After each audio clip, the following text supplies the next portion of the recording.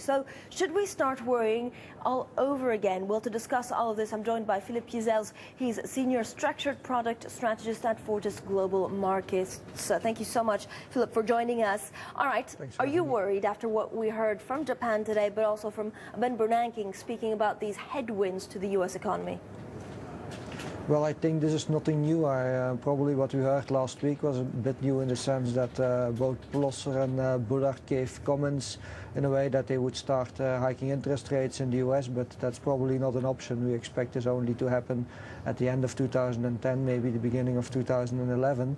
And I think central banks and governments around the world are totally right in saying that the recovery is still very weak, very modest, and that they probably are in taking out measures too late than too early. So that's what went wrong in 37. So they very well understand this, and I think they will do the right thing. But on the other hand, we also should not be too optimistic, because it's clear that the recovery remains very weak, and therefore I expect both from economic side as from stock market side, so 2010 Philippe, still to be a very difficult year.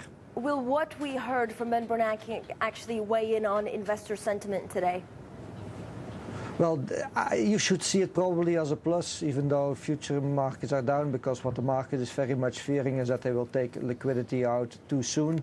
I think what Bernanke said, contrary to Plosser and Bullard last week, was more giving the indication that they will keep stimulus on for an extended period of time, and that's the same what we hear from the UK.